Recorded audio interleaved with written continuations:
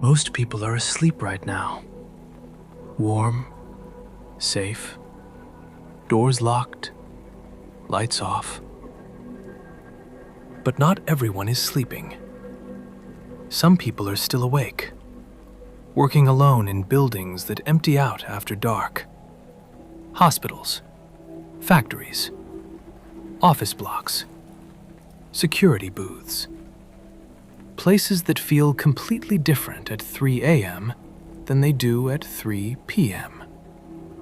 At night, the fluorescent lights seem to hum differently.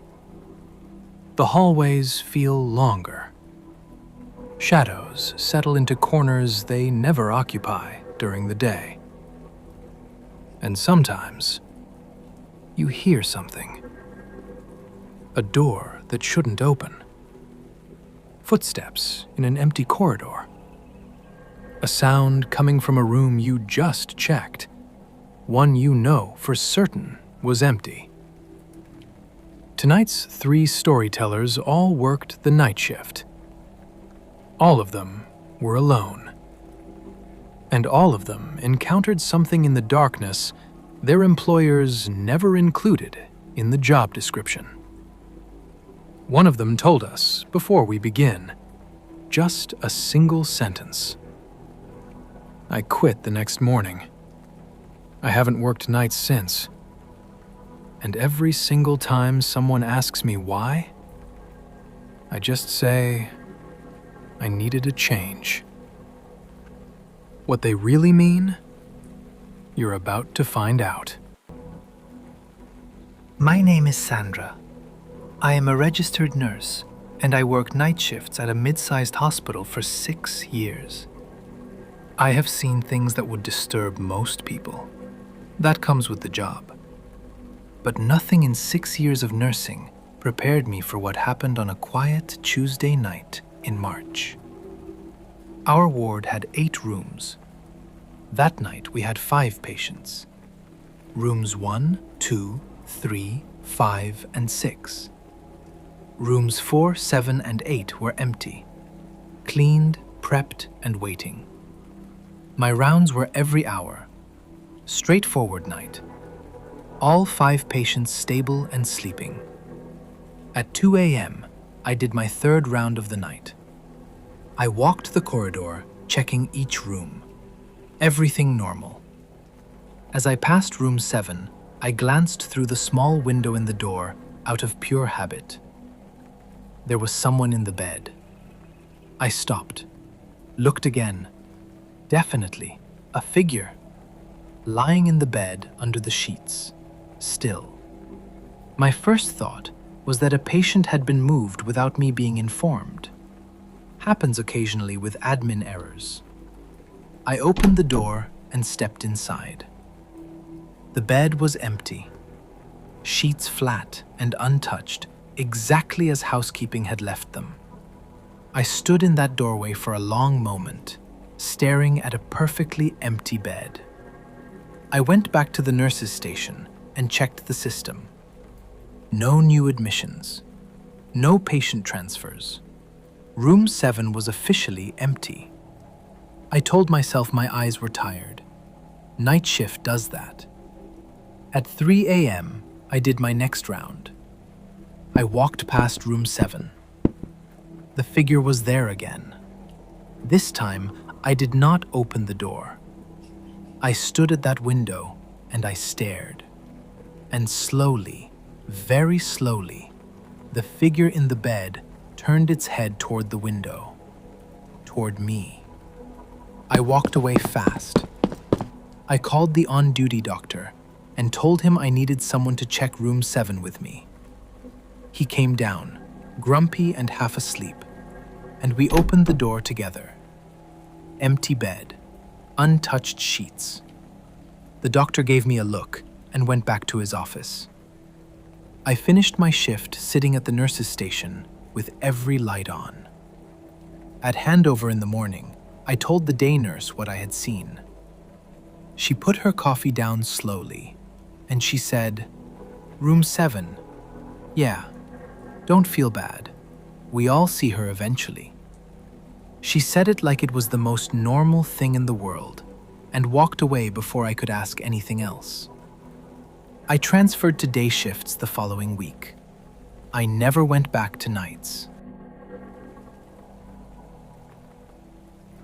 This story was submitted by a man named Derek, who worked security at a large manufacturing facility. I did overnight security for 3 years. Walk the perimeter, check the doors, monitor the cameras. Simple job. Most nights, absolutely nothing happened.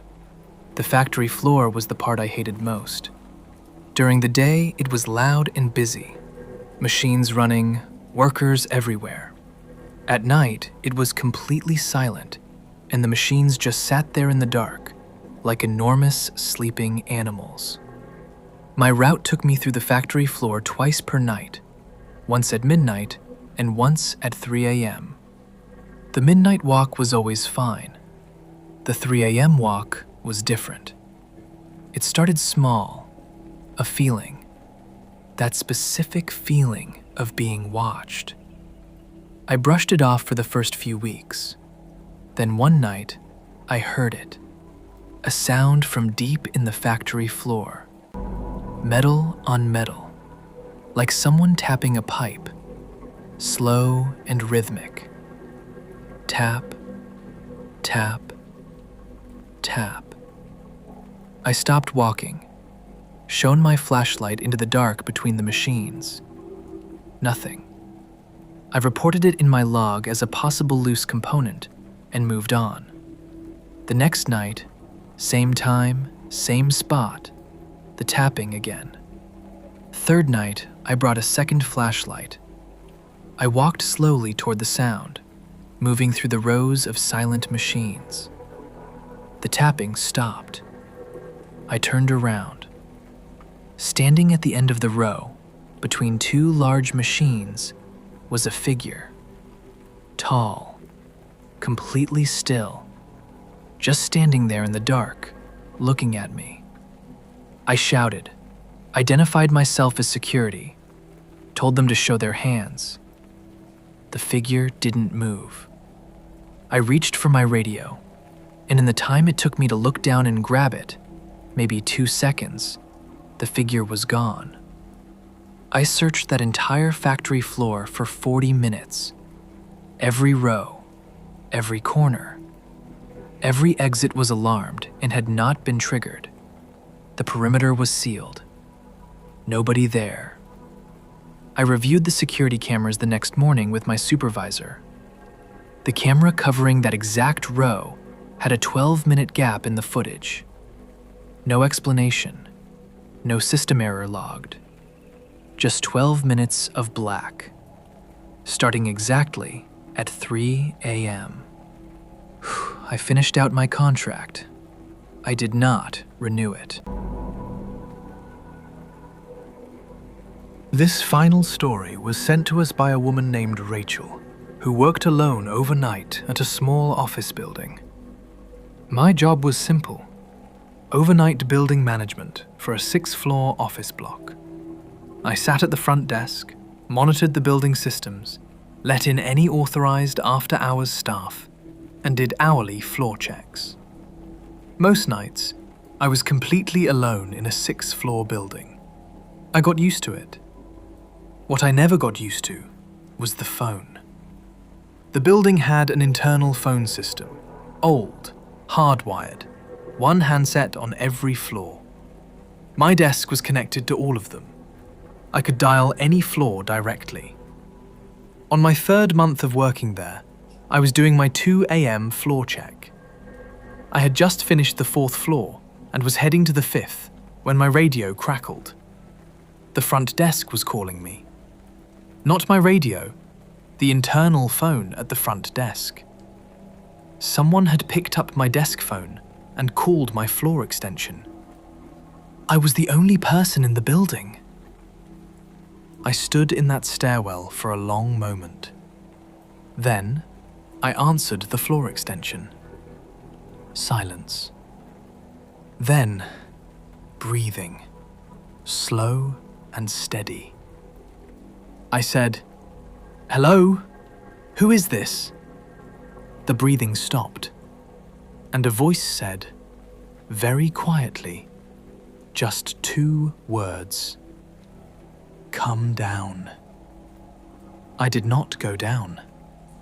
I stood on that stairwell and called my supervisor from my mobile. He told me to wait and called the police. 2 officers swept the entire building, every floor, every room, every stairwell and cupboard and bathroom. Nobody there. Every entrance locked and alarmed. Building completely empty. They checked the phone system. The call had come from my desk, from the handset sitting right there at the front of the building. Nobody had touched it. The officer who filed the report looked at me as he left and said, "How long have you worked here alone at night?" I said, 3 months. He nodded slowly and said, "I'd find a day job." I handed in my notice the next morning. Some jobs are not worth the extra pay, especially when something in the building knows your extension number. 3 people, 3 jobs, 3 nights they will never forget. Every night all around the world, people clock into empty buildings and work alone in the dark while the rest of us sleep. Most nights, nothing happens. But some nights, something is already there, waiting, watching, and sometimes it picks up the phone. Thank you for spending your night with Nightfall Voices. If tonight's stories kept you on edge, subscribe, hit the bell, and tell us in the comments. Have you ever experienced something terrifying working alone at night? Sleep well, if you can.